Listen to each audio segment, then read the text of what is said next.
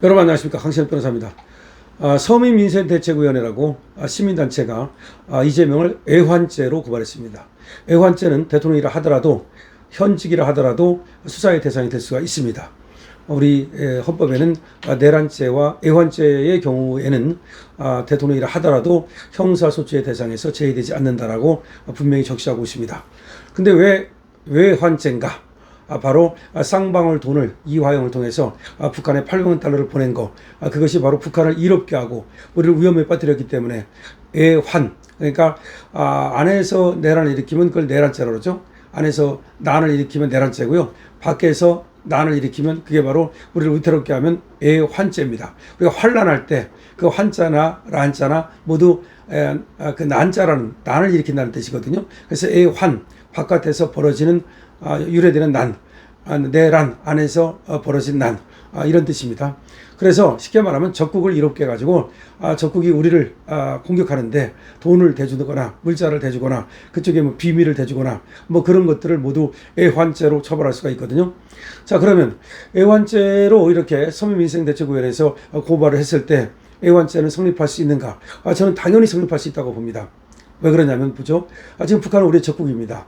그런데 적국을 이롭게 한다는 것은 여러 가지 방법이 있죠. 거기다가 기밀을 넘겨주는 거, 그 다음에 거기에다를 위해서 간첩질을 하는 거, 또 거기다가 돈을 줘가지고 핵무기를 만든다든가 또는 미사일을 만든다든가 이런 어떤 군사 물자를 만들게 하는 거, 이런 거 모두가 지금 북한이 우리를 침략하고 우리를 공격하는데 이롭게 하고 우리를 위태롭게 하는 거죠. 따라서 애환죄 성립이 충분히 가능하다. 자, 이재명은 물론 이제 다만 여러분들이 이렇게 생각을 할 겁니다. 뭐 그렇게 많은 지금 대북송금이다, 무슨 대장동이다, 백현동이다, 공직선거법이다, 위증교사다, 그렇게 많은 어떤 수사와 기소가 있었음에도 불구하고 하나도 제대로 매듭을 짓지 못하고 결국은 이재명을 대통령 만들고 말았는데, 이미 대통령 됐는데 어차피 애환죄로 고발을 해봤자 그 수사가 제대로 되겠는가? 또 이런 문제를 제기할 수가 있습니다. 그러나 애환죄는 아까 말씀드렸듯이 대통령이라 하더라도 이게 면제되는 것이 아니거든요. 수사가 면제되는 것이 아니거든요. 또 재판이 면제되는 것도 아니거든요. 따라서 수사 얼마든지 가능한 겁니다. 그러면 이제 서민민생대책위원회에서 이렇게 고발을 하면 고발인 조사를 거쳐서 그 다음에 이재명을 불러가지고 피의자 조사를 해야 되는 겁니다. 만약에 근데 수사기관이 하지 않으면 그것은 직무유기입니다.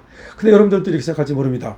해야 되는 건 알겠다. 그건 법이라는 것을 알겠다. 하지만 현직 대통령이 어떻게 나오라고 해서 안 나온다고 하더라도 무슨 뭐 체포를 할 수도 없을 거고 그게 가능하겠느냐, 또 이렇게 말할지 모릅니다. 그래서 결국은 그걸 뒤로 밀어놓지 않겠느냐, 그렇게 지금 또 생각을 할지 모릅니다. 더군다나 애환이라는 것이 또 저 민주당에서는 무슨 말이냐, 되지도 않는 소리 한다고 할 텐데, 과연 순순히 그 수사에 협조를 하겠느냐. 그런 협조를 안 했을 때 강제 수사를 해야 되는데, 그럼 강제 수사가 가능하겠느냐, 현직 대통령을 상대로. 더군다나 지금 바로 취임한 이런 대통령을 상대로 그런 수사가 가능하지 않다, 그거 해봤자 아니냐, 또 이렇게 말할 수도 있습니다.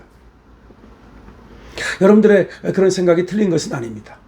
전혀 틀렸다고는 말할 수 없습니다. 하나, 지금 서민민생대책위원회에서 이 고발을 한 것은 의미가 있습니다. 이렇게 고발을 해놓으면 말이죠, 아무래도 지금 수사를 안 하는 수사기관도 부담이 되는 거고, 만약 수사기관에서 수사를 하려고 그러는데 이재명이 거기에 응하지 않으면 그거 역시 부담이 되는 겁니다.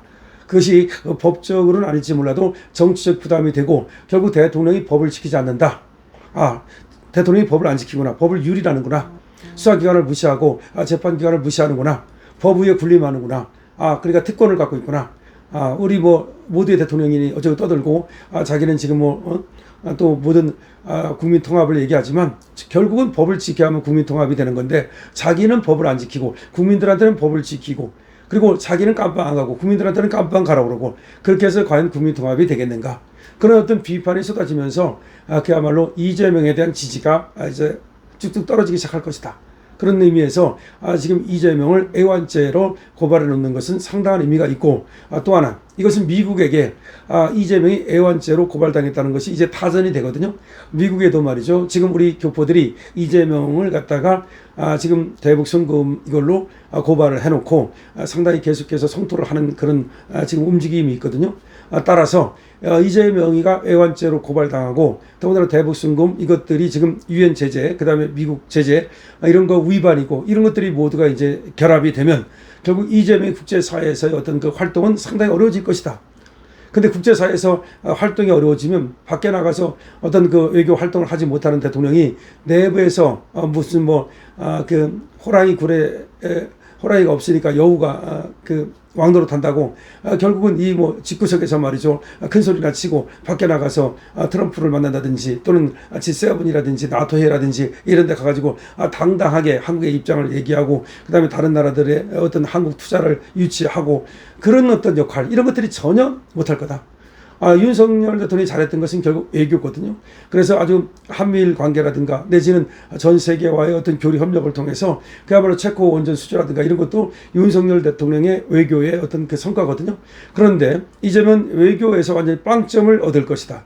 더군다나 지금 그렇게 애환죄로 고발이 된 상태고 수많은 어떤 재판을 받고 있다는 것이 외국에서도 다 알기 때문에 이재명이 어떤 그 행사에 나간다 하더라도 이재명을 별로 그렇게 달가워하지 않을 것이다. 다시 말해서 저 한쪽에 가가지고 쭈그리고 앉아 있어라. 다시 말해 쭈그리고 서 있어라.